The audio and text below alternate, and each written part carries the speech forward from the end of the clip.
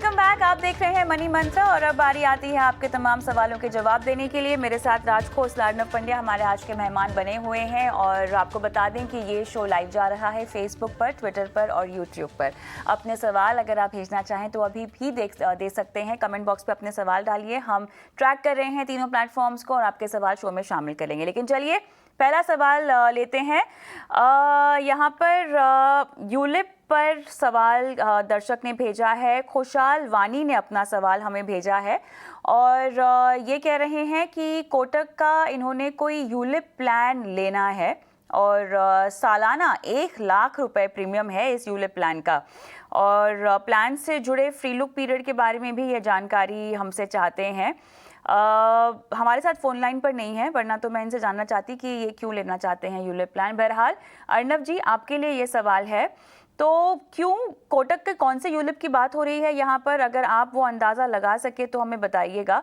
और क्यों ULIP plan नहीं लेना चाहिए, इसके बदले इन्हें क्यों एक इन्वेस्टमेंट पोर्टफोलियो या स्ट्रैटेजी और या कंप्लीट इंश्योरेंस प्लान लेना चाहिए जो कि एक टर्म प्लान के तौर पे हो सकता है?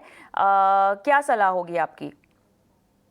देखिए, इंश्योरेंस कंपनीज के पास मल्टीपल यूलिप प्लान्स होते हैं, तो जब तक आपके पास स्पेसिफिक स्कीम का या प्लान का नाम ना हो तो थोड़ा डिफिकल्ट हो जाता है कहने के लिए कि एग्जैक्टली इसमें क्या है। लेकिन एज अ कंसेप्ट आपको बहुत क्लियर रहना चाहिए कि मेरे हिसाब से आपको इन्वेस्टमेंट और इंश्योरेंस मिक्स नहीं करना है, क्योंकि अगर आप अपने लिए इंश्योरेंस चाहते हैं जहां पर आपको एक एडिक्वेट कवर चाहिए जो आपके डिपेंडेंट्स के लिए जरूरी है, तो वो आप टर्म इंश्योरेंस के माध्यम से ले सकते हैं। और इन्वेस्टमेंट के लिए आपके पास कई जरिए है, म्यूचुअल फंड्स है, दूसरे इंस्ट्रूमेंट्स भी है, तो इसका आप एक सही प्रकार का मिक्सचर ले सकते हैं। तो इसीलिए हम नॉर्मली कहते हैं कि आप यूलिप जहां पर इंश्योरेंस भी है और इन्वेस्टमेंट भी है उसको मिक्स ना करें, और उसके सामने आप इस प्रकार का अप्रोच अपनाएं जहां पर आपके पास एक इंश्योरेंस की टर्म पॉलिसी हो और इन्वेस्टमेंट म्यूचुअल फंड्स और दूसरे जरियों में हो। तो ये एक बात है। दूसरी बात उनको ये है कि इनको डाउट है कि क्या ये सही डिसीजन ले रहे हैं या नहीं, तो इसीलिए आपको अपनी स्पेसिफिक स्थिति को समझना होगा और आपको ये जानना होगा कि आप यूलिप की तरफ क्यों मुड़ रहे हैं, तो क्या उसकी जरूरत है या आपकी जो रिक्वायरमेंट्स है वो दूसरे इंस्ट्रूमेंट्स या ऑलरेडी एग्जिस्टिंग इंस्ट्रूमेंट्स या इन्वेस्टमेंट से खत्म हो रही है। तो ये उनको जानना है और उनका मेन क्वेश्चन तो यही है कि क्योंकि इस दुविधा में है और उन्होंने ये प्रोसेस शुरू कर दिया है, तो क्या वो ये पॉलिसी अगर ले ली है तो कैंसिल कर सकते हैं। तो उसमें इनके लिए जानना बहुत जरूरी है कि ये फ्री लुक इन पीरियड होता है।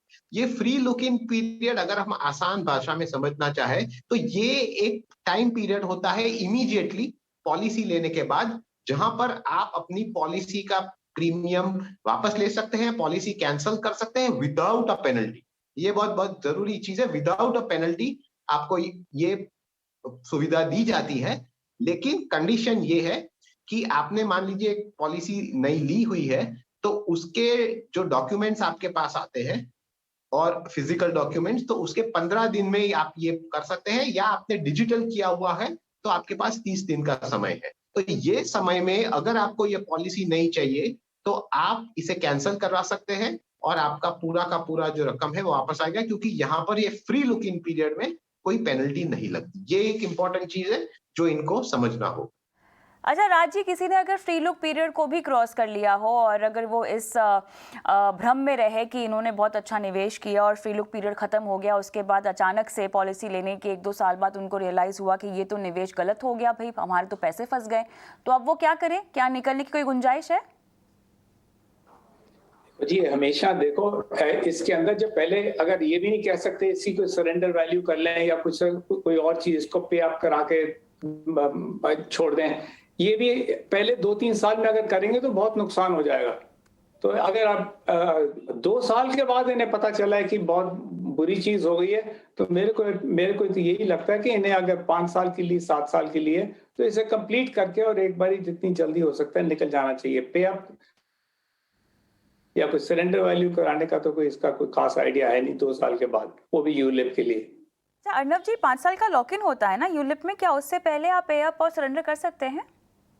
नहीं, क्योंकि ये नई जो कंडीशंस आई है हाँ। यूलिप को लेके, तो उसमें अगर आप यूलिप लेते हैं तो पहले 5 साल आपका जो अमाउंट है वो लॉक इन हो जाता है। तो इसीलिए उसमें तो आपको एक बार मान लीजिए कि आपने ये शुरू कर दिया और 2 साल बाद अगर आपको पता चला कि ये गलत डिसीजन है, तो आपके पास कोई चॉइस नहीं है, लेकिन 5 साल तक तो प्रीमियम भरना ही पड़ेगा, वरना जो अमाउंट आपने निवेश किया है वो भी चला जाएगा। तो ये एक ध्यान रखने वाली चीज है, खास करके इस प्रकार की यूलिप्स में, क्योंकि यहाँ पर जो एनुअल प्रीमियम होता है वो बहुत बड़ा होता है। तो इसीलिए जो भी मेहनत करनी है और रिसर्च करनी है वो आपको पॉलिसी लेने से पहले करनी चाहिए, ताकि इस प्रकार के सिचुएशन में आप आके फंस न जाए। चलिए अगला सवाल आगे बढ़ते हैं। राजेंद्र का अगला सवाल है और राज आपके लिए है ये सवाल। ये कह रहे हैं कि ये लगभग 1 लाख रुपए कमाते हैं, जिसमें से इनका जो खर्चा है वो लगभग 40,000 रुपए का है। इन्होंने अभी तक शुरुआत नहीं की है अपने इन्वेस्टमेंट की, लेकिन क्योंकि पैंडमिक के दौर ने कई लोगों को आर्थिक अनिश्चितता के बारे में काफ़ी कुछ सिखाया है, वहीं से सबक लेते हुए ये कह रहे हैं कि अब ये अपनी आर्थिक ज़िंदगी को प्लान करना चाहते हैं। शुरुआत कैसे करें अपने इन्वेस्टमेंट की? 40 लाख रुपए तो इनका खर्चा है, उसके बाद ये कह रहे हैं बाकी इनकी जितनी भी 60,000 की जो सेविंग है ना, वो बचत खाते में चली जाती है, इन्वेस्ट नहीं करते हैं। तो शुरुआत कैसे हो, अपने लक्ष्य कैसे ये तय करें और कैसे अपनी ज़िंदगी में आर्थिक लक्ष्य को पाने के लिए आगे बढ़ें? पहली बात तो राजेंद्र जी, आप 60% अपनी इनकम आप सेव कर रहे हैं, तो वो तो हार्टिएस्ट कांग्रेचुलेशन, बहुत ही अच्छी बात है। It can help you achieve all your financial goals. But पहले आप अपनी जर्नी शुरू करें कि आपने क्या चीजें और अपने इन्वेस्टमेंट ऑब्जेक्टिव्स क्या करने हैं। आपने खुद ही बोला कि ये जैसे कविता जी भी बोल रहे थे, कोविड ने सब लोगों को बहुत चीजें सिखाई हैं। तो पहली 2-3 चीजें आपने करनी है इमीडिएटली, जिससे अपनी इन्वेस्टमेंट प्लान को करने से पहले ही आप समझें कि आपने 3 चीजें करनी है। पहली चीज, high health by health cover अपने लिए और अपनी फैमिली के लिए हेल्थ इंश्योरेंस का कवर लीजिए। और सेकेंड, टर्म इंश्योरेंस, जैसे अभी हम 5 मिनट पहले बात कर रहे थे, एटलीस्ट 1 करोड़ की लीजिएगा, जो आपके 8 गुना होनी चाहिए आपके एनुअल इनकम की। तो 1 करोड़ की टर्म इंश्योरेंस लीजिए और 6 महीने के लिए अपनी कंटिजेंसी फंड के लिए अपने एक्सपेंसेस, जैसे अगर कोविड खुदा ना खास्ता दोबारा थर्ड वेव आ जाए तो क्या हो, आपको क्या इफेक्ट हो, ये 3 चीजें आपने पहले करनी है, हेल्थ कवर, लाइफ इंश्योरेंस और कंटिजेंसी। इसके बाद आपने जो है अपने फाइनेंशियल गोल्स, नॉर्मली अगर मैं राजेंद्र जी जैसे अब लग रहा है कि आप थोड़ी सी यंगर एज पे हैं, तो आपने पहले तो अपने पहली चीज होती है एक अपना घर खरीदना, बच्चों की एजुकेशन, हिंदुस्तान में तो बच्चों की शादी, और उसके बाद रिटायरमेंट इनकम। ये 4 चीजें होती हैं जिसके लिए आदमी प्लान करता है। तो आपने अपने जो करंट कॉस्ट है इन चारों चीजों की और फ्यूचर कॉस्ट, अपने इन्फ्लेशन को अज्यूम कर लो 6 या 7% के ऊपर, क्वालिफाइड फाइनेंशियल प्लानर के पास जाएं और इस चीज का आप पूरा इसी स्टेप वाइज कि आपने कितने पैसे और मतलब किस तरह से लगाने हैं, और अपने जो गोल्स हैं इनको आपने short term, medium term, long term के ऊपर आपने बना के चलना है। जैसे जो घर है वो तो आपको 2-3 साल में आपने लेना ही चाहिए, तो वो तो शॉर्ट टर्म गोल में हो गया। तो इस चीज में आपको इन्वेस्ट करना चाहिए डेट फंड्स के अंदर, क्योंकि कल को ऊपर नीचे एकदम मार्केट हो जाए, आप 2-3 साल में रिकवर नहीं कर पाएंगे और आपका जो गोल है to buy your house, that may be impacted. तो फिर आते हैं दूसरे मीडियम टर्म में, चाहे 4-5 साल के बाद, जैसे बच्चों की जो हम कहते हैं गोल्स होते हैं, चाहे उनकी एजुकेशन हो, चाहे उनकी शादी का गोल हो, ये आप बैलेंस करके चलें, हाइब्रिड करें। जैसे डेट है, इक्विटी, इसको हाइब्रिड फंड्स के अंदर आगे लेके चलें, क्योंकि आपको मीडियम टर्म में चाहिए। फिर नेचुरली लॉन्ग टर्म है कि आपने अपनी रिटायरमेंट भी साथ में प्लान करनी है, तो वो 6 साल से ज्यादा, 8 साल से, ये तो आप इक्विटी फंड में भी जा सकते हैं, क्योंकि इक्विटी फंड्स ऐसी चीजें कि over a long period of time आपको अच्छा रिटर्न दे जाएगी। इनफैक्ट रिस्क भी कम आ जाता है, क्योंकि वो जो चीज होती है आपकी over a period of time, जो भी ऊपर नीचे हो रहा होता है वो इवन आउट कर जाता है, and over a long term you will get good return. मेरे हिसाब से तो राजेंद्र जी आपको बिल्कुल इस तरह से आगे चलना चाहिए। And I must say congratulations एक बार फिर से कि अगर आप 60% अपनी इनकम आप सेविंग की तरफ डाल सकते हैं, तो फ्रैंकली 10 आउट ऑफ 10 ही है। अच्छा, आपने इनको लॉन्ग टर्म निवेश के लिए इक्विटी फंड्स रेकमेंड किए हैं, मतलब कहा है कि आपको इक्विटी फंड में निवेश करना चाहिए। कुछ स्पेसिफिक फंड्स के नाम आप दे पाएंगे? एक्चुअली स्पेसिफिक फंड्स के नाम क्योंकि मैं डील करता हूं तो मैं नॉर्मली देता नहीं, बट जनरल चीज में तो अब आईसीआईसीआई के भी हैं, एक्सिस के भी हैं, कोटक के भी हैं, ये सब जो है इक्विटी फंड्स हैं लॉन्ग टर्म में, इन सब ने अच्छी परफॉर्मेंस करी है। तो मैं किसी एक के बारे में नहीं बोलूंगा कि ये उससे ज्यादा अच्छा है, ये उससे इतना अच्छा नहीं है। ये 3-4 हैं जो आप मतलब कि जैसे अब मैंने आपको बोला फाइनेंशियल प्लानर के पास जाएंगे, वो इमीडिएटली 2 मिनट का काम है, आपको एकदम बता देगा। आपको थोड़ा सा इसको डिवाइड करके और लॉन्ग टर्म में आप डालें और I am sure it will be a good वरना मैं चाहती हूँ कि राजेंद्र अपना सवाल हमें फिर से भेजें और एक बार आप अपने लक्ष्य तय कर लें, उसके मुताबिक किस तरह के फंड आपको अपने पोर्टफोलियो में शामिल करने चाहिए। मनी मंत्रा आपको एक बार फिर से इस पे सहायता देगा। आगे बढ़ते हैं और अगला सवाल मैं अर्नव जी का लूँगी। और अर्नव जी, आपके लिए यहाँ पर सवाल अर्पित का है और क्रिप्टो करेंसी में इनको दिलचस्पी है। ये कह रहे हैं कि क्या अपने म्यूचुअल फंड पोर्टफोलियो के साथ साथ, इनके पास ऑलरेडी एक म्यूचुअल फंड का पोर्टफोलियो है जहाँ पे ये कह रहे हैं कि ये काफ़ी समझदार निवेशक हैं और अपने लक्ष्यों के मुताबिक इन्होंने एक पोर्टफोलियो बनाया हुआ है, क्या अब इसके बाद क्रिप्टो में अगर कुछ पैसे डालने हो तो डाल सकते हैं? देखिए, इनको जब भी क्रिप्टो की बात आए तो उनको पहले जो रिटर्न्स है उसको भूल के रिस्क देखना चाहिए। और आज की तारीख में रिस्क यही है कि ऑन द रेगुलेटरी फ्रंट कुछ भी क्लियर नहीं है। अगर हम थोड़ा ही बैक इन हिस्ट्री जाए तो एक बार आरबीआई ने क्रिप्टो को बैन भी कर दिया था, फिर वो बैन ओवरटर्न हो गया है। अब एक नया बिल भी आ रहा है क्रिप्टो का। तो मेरे हिसाब से जब तक इस पूरे मामले में इस रेगुलेटरी क्लैरिटी नहीं आती, तब तक छोटे निवेशक को इससे दूर रहना चाहिए। क्योंकि मान लीजिए कि ये बहुत अट्रैक्टिव लगेगा क्योंकि आप रोज सुन रहे हैं कि क्रिप्टो कितना बढ़ रहा है, लेकिन इसमें जो रिस्क है वो एक रेगुलेटरी रिस्क तो है ही, लेकिन उसके साथ जो वॉलेटिलिटी आती है वो क्या आपके पोर्टफोलियो के लिए सही है? क्योंकि अगर आप सूझबूझ कर म्यूचुअल फंड्स में डाल रहे हैं जहां पर आपकी वॉलेटिलिटी कम है, तो ये इस प्रकार के इन्वेस्टमेंट्स आपकी वॉलेटिलिटी बहुत बढ़ा सकता है और आपका पूरा रिस्क प्रोफाइल चेंज कर सकता है पोर्टफोलियो में। तो ये सब चीज में ध्यान रखते मेरे हिसाब से आज की तारीख में छोटे निवेशक को इस प्रकार के इन्वेस्टमेंट से में तब तक नहीं जाना चाहिए जब तक इस पूरी एरिया में क्लैरिटी ना आए। चलिए आगे बढ़ते हैं। अगला सवाल सागर राजपूत का है और इनका सवाल भी काफ़ी दिलचस्प है। राजी, आपसे जानना चाहते हैं कि म्यूचुअल फंड की स्टेटमेंट को कैसे पढ़ना चाहिए। बहुत सारे निवेशक म्यूचुअल फंड में या तो रेगुलर स्कीम के ज़रिए निवेश करते हैं या डायरेक्ट स्कीम के ज़रिए निवेश करते हैं। जिस भी ज़रिए वो निवेश करें, म्यूचुअल फंड स्टेटमेंट तो उनके पास पहुंचती ही होगी। ये कह रहे हैं स्पेसिफिकली किस तरह के वैल्यूज़ को हमें देखना चाहिए, जितना निवेश किया है, जितना मुनाफा हो रहा है, वो वैल्यू को कैसे समझा जाए, कितना रिटर्न मिल रहा है उसको कैसे समझा जाए। बेसिकली टेक्निकलिटीज़ जो होती हैं एक म्यूचुअल फंड स्टेटमेंट में, उसको हम कैसे आसानी से समझ सकते हैं? सागर जी, पहली बात तो ये है कि टेक्निकलिटीज सबसे पहली चीज है कि उसके अंदर म्यूचुअल फंड की स्टेटमेंट में डिटेल्स में है क्या। पहली चीज तो आपके पर्सनल डिटेल्स हैं, चाहे आपका नाम, address, pan, email, mobile number, nominee details. अब इसमें आपको चेक क्या करना है, आपने बहुत जरूरी है सब चीज आपको देखने के लिए कि ये सारी डिटेल्स बिल्कुल करेक्ट है, कोई स्पेलिंग मिस्टेक नहीं है। और अगर कोई जॉइंट अकाउंट है तो उस जॉइंट अकाउंट का पूरा डिटेल ठीक से उसके अंदर होना चाहिए। एक छोटी सी गलती कभी बहुत बड़ी प्रॉब्लम बन जाती है, तो एकदम आपको ये चेक करना चाहिए।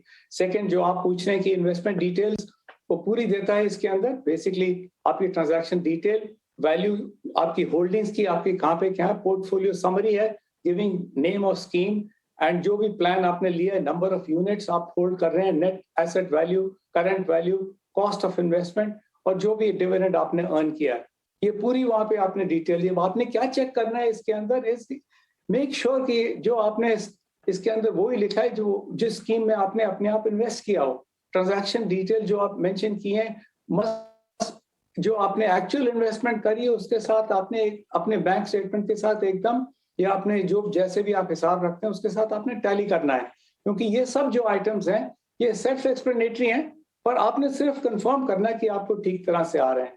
और इसके अंदर और चीज स्टेटमेंट के अंदर जो होती है वो बैंक डिटेल्स है, विच इज बेसिकली कि जिस अकाउंट के अंदर ये पैसे रिडेम्पशन के बाद ये जाने हैं, सबसे इंपॉर्टेंट चीज है।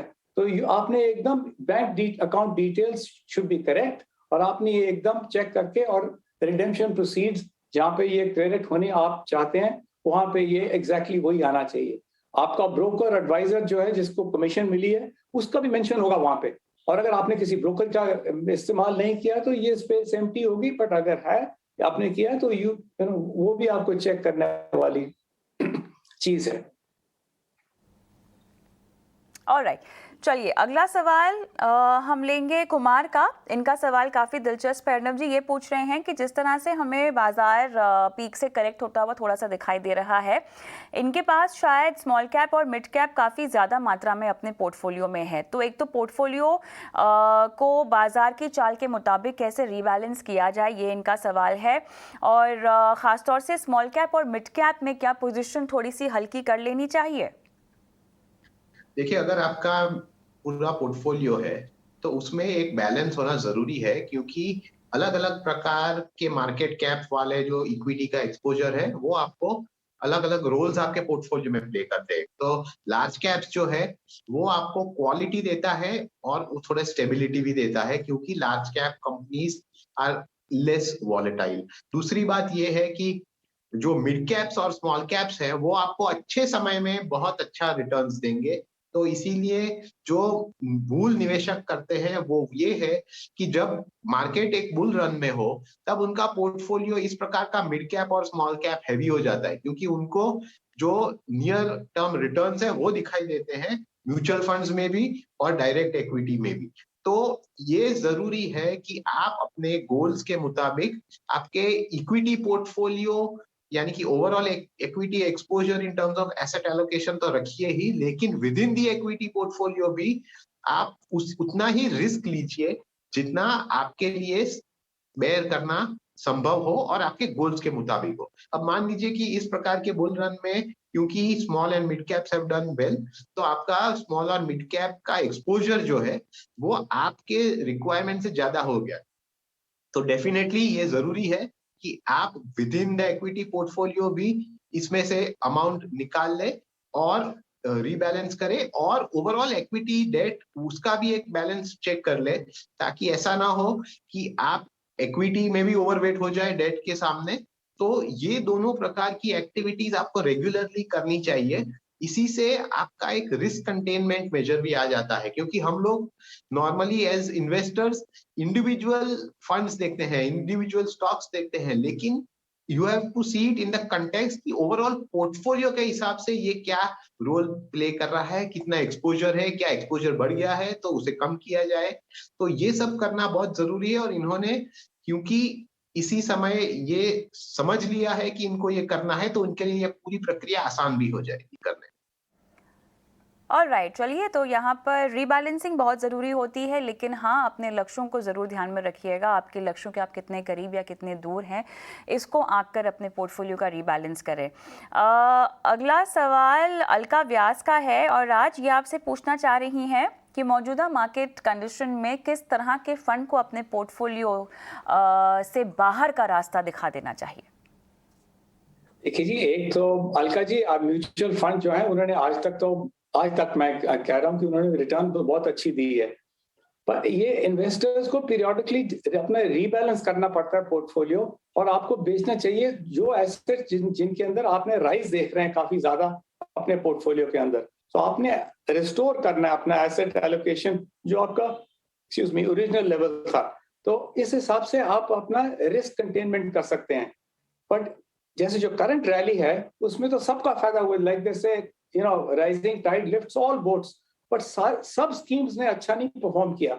आपने अपने पोर्टफोलियो के अंदर देखना है कि कौन से वो फंड्स हैं जो कंसिस्टेंटली हैव डन बैडली। आपने सिर्फ 3-6 महीने की चीज नहीं देखनी है, आपने जब भी देखें कि कौन सा फंड इतना अच्छा नहीं कर रहा है तो कम से कम 1 या 2 साल को देखें कि वो ठीक से नहीं कर रहा, फिर आप डिसाइड करें एंड उसको आप बेशक डिस्पोज ऑफ कर दें। ये ऑल्सो एक और चीज है कि कोई स्पेसिफिक स्कीम हो ना, जैसे कोई बैंकिंग सेक्टर के अंदर कोई एनपीएस की इशू चल रही है, तो आपको ये चीज भी देखना चाहिए कि बैंकिंग फंड्स पे थोड़ा सा लाइट हो जाए, उसको बेशक निकाल दें। और जैसे डेट फंड्स हैं, तो अगर आपके पास कोई लॉन्ग या मीडियम टर्म डेट फंड है तो इन्फ्लेशन के साथ में इंटरेस्ट रेट्स बढ़ेंगे और ये बात होगी तो फिर आपकी लॉन्ग टर्म बॉन्ड वैल्यू जो है ना वो सफर करेगी। तो आपको वो जो शिफ्ट आपको बेसिकली जो भी शिफ्ट करें to short term long duration funds, आपको ये चीज नहीं देखना चाहिए कि कोई अगर आपके पास लॉन्ग टर्म डेट फंड्स पड़े हुए हैं तो आपको इमीडिएटली उनको भी आहिस्ता आहिस्ता कम करना चाहिए। इन एडिशन टू जैसे हमने बोला कि बैंकिंग सेक्टर के अगर वहां पे एनपीएस अगर प्रॉब्लम जैसे कुछ लोग कह रहे हैं आ रही है, थोड़े बहुत वहां पे भी लाइट हो जाए। तो ये चीजें हैं जो अगर आप अपने आज के मार्केट में अगर थोड़ा थोड़ा आप करेक्शन करना चाहें तो आप कर सकते हैं, स्पेशली फॉर दोज फंड्स जिन्होंने परफॉर्म ठीक से नहीं किया, और ऑल्सो कोई थोड़े अगर बैंकिंग के तरफ एक्सपोज हैं या लॉन्ग टर्म डेट फंड है, इन चीजों को आप थोड़ा सा निकाल भी सकते हैं। अच्छा, कुछ स्पेसिफिक फंड्स की बात कर लेते हैं अर्नव जी। ब्लू चिप कैटेगरी में कुछ खास फंड्स जिसकी परफॉर्मेंस से आप नाखुश हो और शायद उनको पोर्टफोलियो से थोड़ा सा बाहर निकालने का समय आ गया है, क्या कहेंगे आप? नहीं, लार्ज कैप फंड्स में एक ओवरऑल तकलीफ ये है कि उनको बेंचमार्क को बीट करना डिफिकल्ट हो रहा है, क्योंकि लार्ज कैप की जो रैली है वो इतनी जो फंड के मुताबिक ओवरऑल इंडेक्स में आपको ज्यादा राइज दिखाई दे रहा है। तो आप देखेंगे कि consistently over a period of time 2-3-4 fund को छोड़ के most of the large cap funds at some point have started underperforming. तो उस पे एक ध्यान रखने की जरूरत है, क्योंकि इसमें क्या होता है कि आज की तारीख में बहुत सारे फंड हाउसेस है, तो सभी के एक लार्ज कैप फंड तो है ही। तो आपको एक्चुअली रिवर्स प्रोसेस करना है कि मान लीजिए कि कोई लार्ज कैप फंड आपके पोर्टफोलियो में है, तो आपको ये देखना होगा कि क्या वो फंड कंसिस्टेंटली बेंचमार्क को बीट कर रहा है और कितना कंसिस्टेंट है।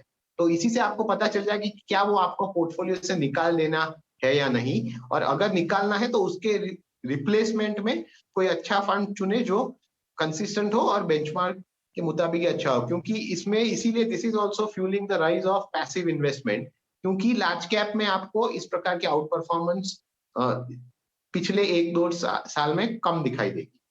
सवाल वही था, क्योंकि आपने कहा कि बेंचमार्क को लगातार परफॉर्म करने में, आउट परफॉर्म करने में दिक्कत हो रही है। तो राज, आप सहमत हैं इस बात से कि इंडेक्स या ईटीएफ्स में आप शिफ्ट हो जाइए अगर आप लार्ज कैप से नाखुश हैं तो? हाँ बिल्कुल, पर उसमें भी बैलेंस की जरूरत है। आप ईटीएफ में जरूर शिफ्ट करें। बी केयरफुल कि ये ईटीएफ किस कंप्राइजेस व्हाट, तो उस हिसाब से आपने जो आपका रिस्क पोर्टफोलियो या आपकी रिस्क एपेटाइट है उस हिसाब से आप ईटीएफ में आए। एकदम होलसेल शिफ्ट तो आपको वैसे भी नहीं करना चाहिए। अर्नव जी, आप क्या कहेंगे, कैसे ये निर्णय लिया जाए फिर?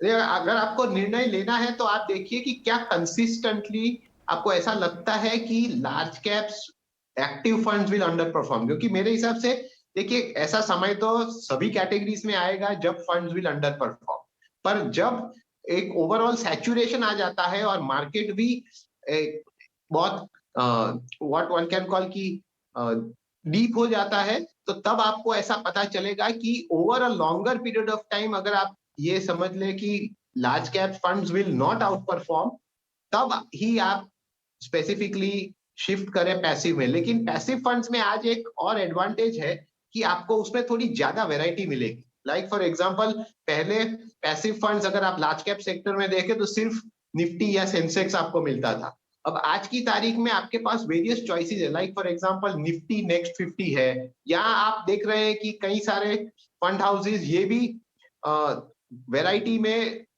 नए फंड्स ला रहे हैं, like for example equal weighted funds. तो ये सब जो अलग अलग प्रकार तो की पैसिव में तो काफी आपको वैरायटी मिल ही रही है, लेकिन आपकी एक पॉइंट सही थी कि लंबी अवधि में आपको कंपैरिजन करना चाहिए कि क्या इंडेक्स एक्टिव को आउट परफॉर्म कर पा रहे हैं। क्योंकि अगर हम देखें तो फर्स्ट हाफ ऑफ 2020 इसमें S&P BSE 100 इंडेक्स की अगर हम बात करें तो 3 साल में CAGR लगभग 3.13 था। 5 साल का अगर हम देखें तो 5.5% के आसपास था। और इसके मुताबिक इसी की तुलना में अगर हम देखें तो लार्ज कैप फंड्स ने सिमिलर पीरियड्स में लगभग 1.3% और 4.63% के आसपास का रिटर्न दिया है। तो आपको ये देखना है कि आप कितनी लंबी अवधि के लिए फर्स्ट ऑफ ऑल तो इन्वेस्ट कर रहे हैं।